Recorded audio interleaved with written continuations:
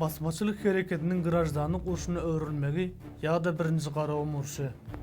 1920-nji ýylyň ýanwarynda Cüneyt Hanyň Hiwa tagtyndan agdarylyp, garawama gaçmagy bilen basmaçylyk hereketi ýygy dowam etýän uly syýasy häsiýete eýe bolup başlady. Eýem şol ýylyň güýdünde hanyň ýanynda Mogoly atlaýaral adam bardy. Onsoň bir bellemeli zat Cüneyt'in goşunda diňe türkmenler däl, eýsem özbekler, gazaklar, garagalpaklar hem bardy. Hana Eýrandan, Owganistandan ýara okdar gelip durýardy. 1921-nji ýylyň 21-nji aprelinde Cüneyt Hanyň nökerleri Gyzyl eskerleriň kiçeňrek oturýadyny kılıçdan geçirip ilanyny eýledi. 17-nji iýulda olar Aktepe'de duran oturýat bilen söwüşe girdiler. Ýöne Gyzyl eskerler tarapyndan bir gaýtabyl gören soň ýyda çekilmäge mejbur boldular. Şol ýylyň Tomsonda Daşogy etrafynda Cüneyt Han öz goşundan nöker toplady. Oňa ilatdan ýene de 200 atly gelip goşuldy. Nökerler Tagta, Ýylanly, Köndürgenç, Goňrat, Hojaýly raýon merkezlerine çapawçylyk etdiler. 1921-nji ýylyň 5-nji noýabrynda Köndürgençde Хорезm Halk Sowet Respublikasynyň delegasiýasy Cüneyt Han bilen ýaraşyga gol çekdi. Ýaraşygyň şertlerine göre Cüneyt Hanyň Hiwa türkmenleriniň türkmen milletin oturýatlaryny dargytmak baradaky we beýleki talaplary berjay edildi. Şonuň bilen birlikde Хорезm Respublikasynyň hökümetiniň düzümine Cüneyt Handan 2 adam girizmek, onsoň hanyň ýaşajak ýerine Köndürgençden 40 kilometr gün watarynda Garasaç diýilen ýere Amderýadan ýap çekip bermek barada lalaşyga gelindi. Başgaça aýdylanda Хорезm Respublikasy bilen Cüneyt Hanyň ähli talaplaryny berjay etmäge razylyk berdi. Munyň özü bir tarapdan Respublikanyň başdanlary bolan ýaş hiwallaryň Sowet Türkistan bilen jynyň jyňkyrşmaýandygyny görkezse, ikinji bir tarapdan Cüneyt Hanyň kiçigirim güýç däldigini alamatlandyrdy. Buhara Halk Sowet Respublikasynyň ýolbaşçylarynyň hem Käbiýiň Türkistan hökümeti bilen mäşip bişenokdy. Olar respublikadan ors goşunlarynyň çykarylmagyny talap etýärdiler. Gündogor Buharada Kerki we Çärji vilayetlerinde basmaç toparlary peýda bolup, ýagdaý hasda ýitileşdi. 1922-nji ýylyň baharynda Gündogor Buharadaky basmaçylara Türkiýeden bu ýere gelen Enver Paşa ýolçylyk edip başlady. Onuň täsiri bilen basmaçylygyň sany gün-günden artyp, tiz wagtyň içinde 16.000 adama ýetdi. Basmaçylyk hereketi indi diňe Demirgaly Türkmenistanda däl, eýsem beýleki raýonlary hem dörap başlady. 1921-nji ýylyň awgustunda Murgap, Tejen derýalarynyň aşak akymlarynyň basmaç toparlary peýda boldy.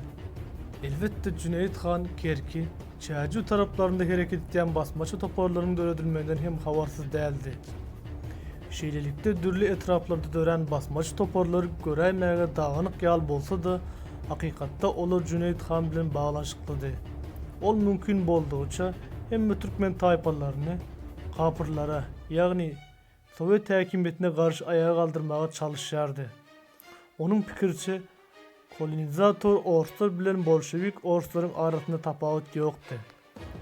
Olaryň ikisem türkmeni özüne boyun eýdirmäge, has takygy türkmen halkynyň özgünlüğine goýman, onuň boyununa boyun turuk salmaga gelipdi. Şonuň üçin Cüneyt Han türkmeniň eli ýara tutanyň ata çykmagyny talap etýärdi. Kimde kim söwüşden ýüz öwürse, has beteri bolşewiklere goşulsa, ol Cüneyt Han üçin ganyň düşmandy. Ýöne bolşewikler hem dek ýatmady. Olar Cüneyt Hanyň dayanýan güýçlerini pudarlap başladylar. 1922-nji ýylyň noýabrynda Hiwa türkmenlerinden we özbeklerden düzülen meýletinçiler oturýatyny döredilip, toply, pulemyotly, samolyotly Gyzyl goşun bölümleri bilen bilelikde Cüneyt Hanyň üstüne iýerildi. 1923-nji ýylyň ortalarynda çenden Gaplaňyr, Akgaýyr, Okly Süzek diýilen ýerlerde Balykly, Aknabat, Köknabat igde guýlarynyň ýanynda, orta guýda Cüneyt Hanyň merkezi goşuny duran ýeri, ýani bu ýerlerde uly söwüşler bolup, basmaçylaryň esasy güýçleri palat ýatyrylan ýaly ýatyryldy. En çema çarwy owlary ýakyp ýandyryldy. Kızıl eskerler müňlerçe düýe, 10 müňlerçe goýun olja aldylar. Cüneyt Han garawymyň has cümbüşine ýyla çekilmäge mejbur boldy. 1922-nji ýylyň awgustynda Gündoğur Buharada söwüşde Enver Paşa öldürildi. Buhara basmaçylarynyň beýleki serdarlary Owganistana geçip gitdiler.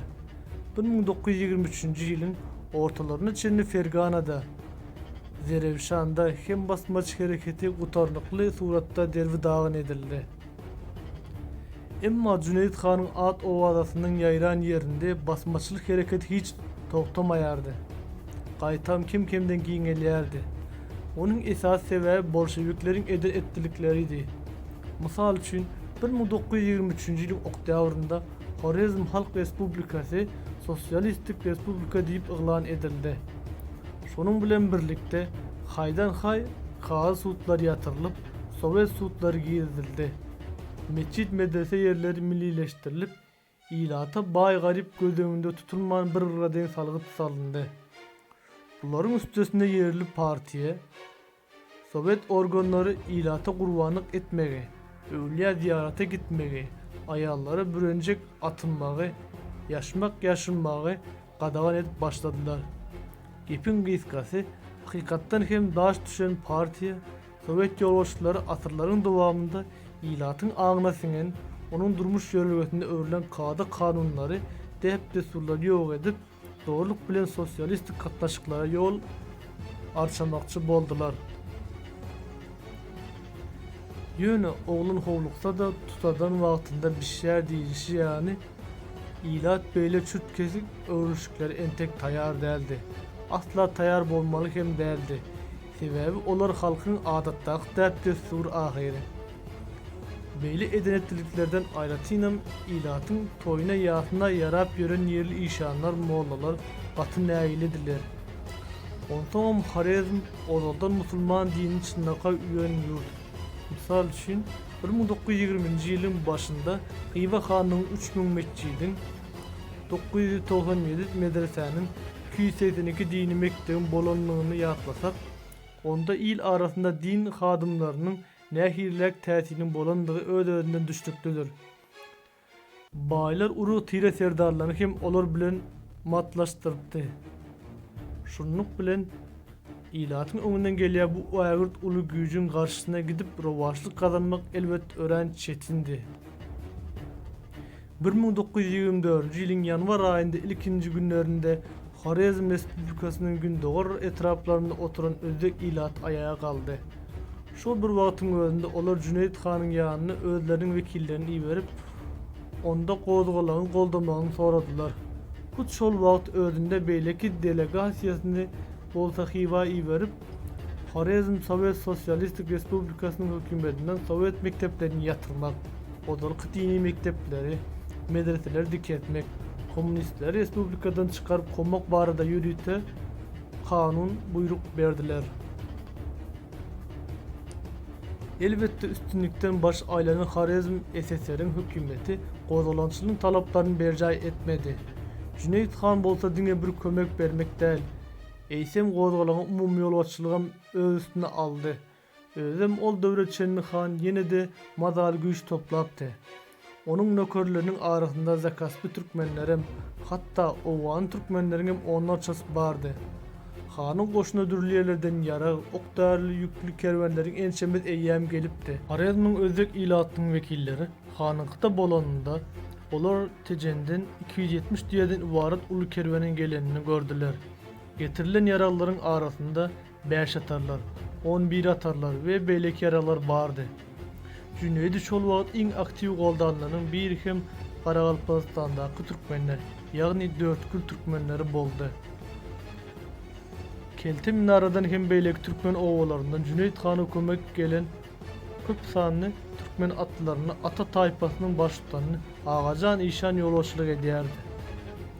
1924-nji ýylyň 14-nji ýanwarynda umumy sany 6-7 miňe ýetýän gozalançylar Hywany gawadylar. Ýanynda müňlerçe atlysy bolsa da Cüneyt Han Batywa söwüşe giri bermän, odaly bilen Hywa halkyna, Hywanyň ketgudalaryna hat üstü bilen ýüzlenmek makul bildi. Inne şol ýüzlenme Ey Tanrym, bizi hivalları öz penağında aman sakla. Lerdan edip dargap yok olup gitmekten halas et. Men sizi hivanın 96 aksakalına, ehli kit hudalarına, edermen mevdanın yiğitlerine, ulu kiçi doğanlarımızın hemmesine yüzlenýärin. Men gurmarym Rasyerdar, Cüneyt Han diyen adı alandan beri hiçbir musulmana değmedim. Hiç kime sütem etmedim. Neçe musulmanın bolşeviklerden nalayandygyny, ýagny olaryň bolşeviklerden gorkup, ulu Allah'ın öňündäki mukaddes borçy 5 wagt namazyny berjay edip bilmeýändigini, öz ata baby dowam edip gelen däp desurlarymyza amal etmekden çekinýändiklerini bilýärin. Bu wagtlar Hivany goraýjylara kömek üçin iýerilen 82-nji Türkistan atly polk metip gelýärdi. Bu polk öň Ferganada we Buharada basmaçylygy basyp ýatyrmaga gatnaşypdy. Polk 22-nji ýanwarda çärjebe gelip Durmany Hiva tarap geçip gitdi. 28-nji ýanwarynda Cüneyt Han polkyň golaýa gelenini bilip, nökerleri bilen galany taşlap ýene-de garagma siňdi. 29-njy ýanwarynda polk Hazaraspda gozlançylaryň Agaja Nişan tarapyndan başlanyk edilýän topar bilen garpyşdy.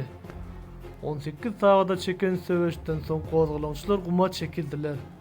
Polk Han kini 5 argy basmaçylardan arsalap 4-nji fevralda Hiva girdi. Gozlançylardan 214 adam tutsak edilip zindana taşlandy. Cüneyt Han 82-nji polkyň esasan özüne garşy iýerilendigini, onun hukmanyň suratda iýine düşüp gelýändigini bilýärdi. Şonuň üçin ol Hivadan çykanda polkyň Badawat iýinden ýetmeldigi üçin ilanda anna bağlan baştanında 500 atlyny, tagtada hem Ahmet Bey'in 800 atlyny goýup, özü bolsa 1500-2000 atly bilen Balıklı Kuyusu'na çekildi. 27 fevralda Balıklı Kuyusu'nun ýanynda polk Cüneyt Han'ın esasy güýçlerinden söwüşe girdi. Front çyzygy 10 kilometre daha uzalyp gidýärdi. 8 sagada çeken agyr söwüşlerden soň Cüneyt Han Çyrışly Kuyusu'na çekildi. 3. martda bu ýerde de agyr söwüşler bolup, Han ýene-de ýyda çekilmeli boldy. 8 aprelde Cüneyt Han güýjüniň halis adyna garamazdan onun ýanynda 100-120 atlysy galypdy.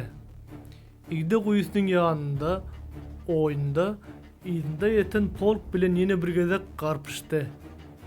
Döwüşde ýigitleriň 30-syny ýitirip galan atlary bilen garagymyň jümbüşine siňip gitdi.